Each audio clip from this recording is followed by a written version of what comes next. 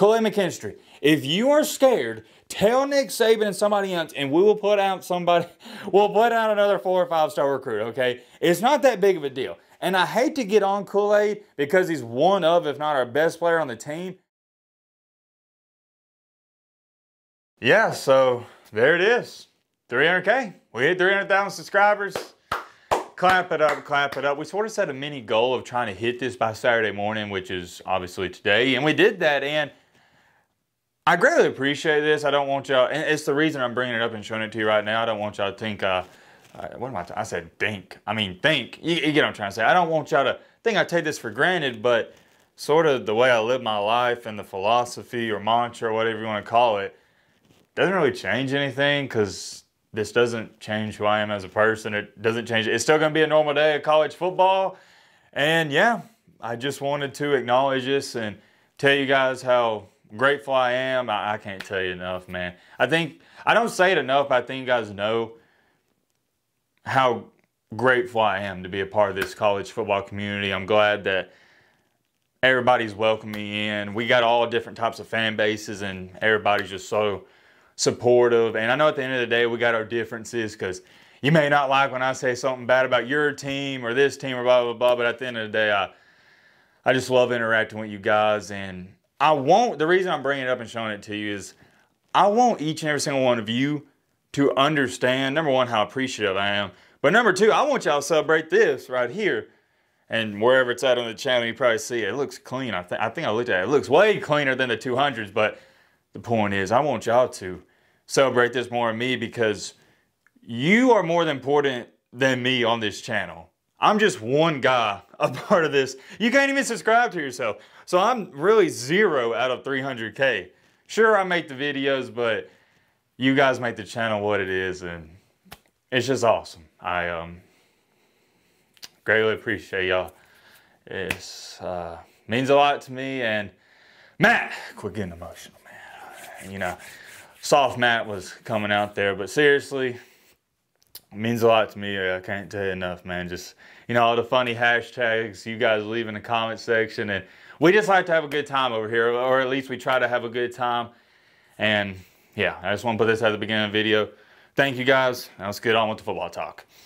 Okay, getting it out the way. Matt, lock in. Sorry about that. Just getting a little emotional there. It happens. All right, just got done doing the Michigan versus Penn State game. Sorry, was drawing a blank there. That's what I like to see, man. I'm just gonna come. I'll get to the whiteboard in just a second.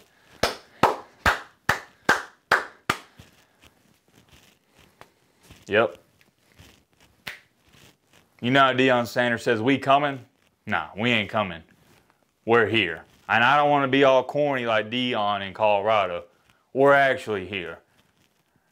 I low-key didn't want to come up here and say this just because I feel like I've said it the last two. Well, I have said it. After the Tennessee game and after the LSU game, but I'm going to say it again.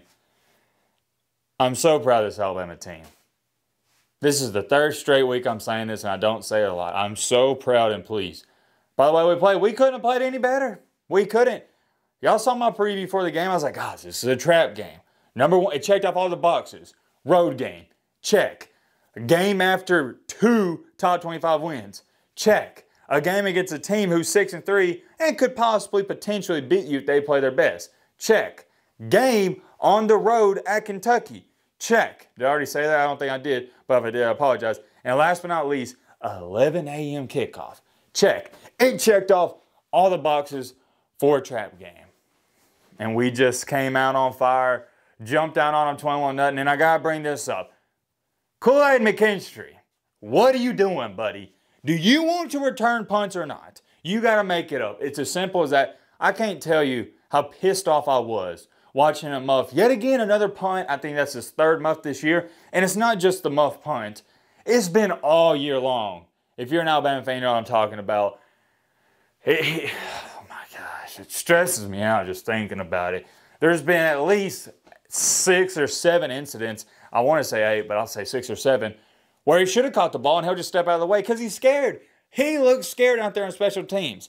And we can't have guys out there that look scared. You can see it in his eyes. He doesn't want to catch the ball. It's almost like he forced himself to. Now, here's the thing. After he muffed that punt, the rest of the others, he was attacking the ball. And that's what we need, okay? Muffing a punt is not okay, but I am okay with it if it just happens. My thing is with Kool-Aid McKinstry, you can tell he's scared. And we can't have scared players out there.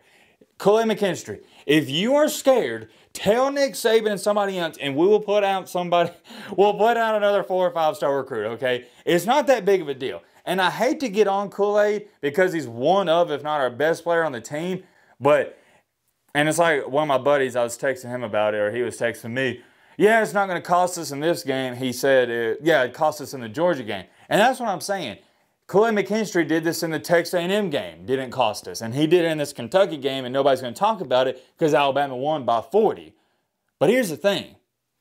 It's a momentum killer. What happened? If we would have fielded that punt, we had all the momentum in the world, we probably would have scored at least a field goal. We would have had the ball on the 40-45. Instead, what happens? Kentucky gets life. They haven't had a positive play all day long, and they get a touchdown and cut it 21-7. This could have easily been a game where Kentucky jumps right back into it. Fortunately, that didn't happen. But, dude, we cannot have momentum swings like that against Georgia in the SEC Championship, or especially at Auburn and Jordan-Hare Stadium. And you know witchcraft's going on there, but I ain't here to get into all that. Let me move this whiteboard back. Got one more thing to say, and we'll get to the whiteboard. Okay, I'm not going to try to think about the muff punt too much. As far as it goes for offense in Jalen Milroe, gotta clap it up. We're turning into an offensive juggernaut. Granted, it is Kentucky, so take a step back. I know. Man, it's Kentucky. They suck. All right. Like, I ain't trying to advocate and say Kentucky's good. I'm just proud of my team because we did what we're supposed to do. We took care of business. And in college football, that is an underrated aspect. Going into a 6-3 team stadium at 11 a.m. in your conference, the SEC, the best conference in the nation, and doing what you're supposed to do. It's easier said than done. And we didn't. We didn't have the hangover effect. Won the game, clinched the SEC West. All in all, I couldn't be more pleased with the way the offense played and the defense played. All right, there we go. Jalen Milroe on the day. I tweeted this out. If you follow me on Twitter, you might have saw where I said this. And if you don't follow me on Twitter, consider doing that if you just want to see what I'm saying during the games or whatnot. I think I'm ready to start talking about, or at least mentioning, now I'm not saying he should win it, but I think it's time we start mentioning Jalen Milroe in the Heisman conversation. No, I'm not kidding. And I know a lot of you are going to be like, haha, Matt's joking. On the day, Jalen Milroe. Couldn't have played any better. He played his A game. 15 for 22, check, we'll take that. 234, check, we'll take that. 6 total, not passing touchdowns, but 6 total touchdowns to 1 interception. And I don't even mind the interception. It was on 3rd and 11, I think. I know it's 3rd down. It's either 3rd and 9, 11, something like that. He threw the ball. It was almost like a mini punt. I didn't care because it was 3rd down. He knew he had to make a play. We were going to punt. So it was almost like the equivalent of a 15, 20-yard punt because they had the ball on the 50. Really don't mind it. I've said before, I'm going to say it again. With Jalen Milroe, you got to go ahead and write down in the box score 1 interception or 1 TO before the game even starts because he's going to make one more than likely. But the reason I advocate, and I did advocate for him even before the season, is I know that Jalen Milroe will also make up for it.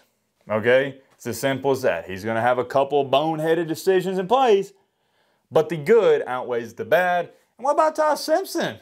It sounds like what I saw out of him coming in there at the end there. Granted, it's easy to come in at the end of the game when there's no pressure and do that, but he looked pretty good. Looks like a more than capable backup to me if Jalen Milroe doesn't get hurt. But Jalen Milroe, he's the storyline. Alabama will only go as far as Milroe will take them. If he's clicking on all cylinders, Alabama's going to be tough to beat. They can beat anybody in the country if he plays the way he did today. And I really don't want to sit up here and just rave about him and the offense too much because we just did what we were supposed to do. We beat Kentucky. We were supposed to beat them, okay? But we were only an 11-point favorite, so we just straight up blew them out. Defense continues to look good. Give up a early score in the 3rd quarter and late one at the end, but who cares? I don't care about what the scoreboard says. I care how we look. We looked pretty dang good on defense. Looked amazing on offense. Special teams didn't kick a field goal. Muffed a punt, so there's some stuff to work on there. But you're never going to hear me complain too much or even at all after winning on the road in the SEC. I don't care if it's Vanderbilt. I really don't. You're not going to hear me complain too much after a win. You never apologize for a win, especially on the road. That's my mantra. That's my motto. And we're going to stick with that. And we got a bye week next week. We play Chattanooga Water Aquarium State Community College, which is essentially a bye week. They have no chance whatsoever. We're going to beat them by 30. And then we got Auburn. So, yeah. That's all I got to say about the game because I do want to get back. Colorado kicked off at 1. Tennessee, Missouri. I think they either started or they're about to start. Yeah, I'm curious. Let me know your thoughts down below. I feel like I'm missing something. I don't know. Let me think for like 30 seconds. Yeah, it was just great over a win. I'm sure I'll think about it in the shower tonight or something. Be like, crap, I should have said that. But I'll get back to watching these games. Let me know your thoughts down below about the Roman.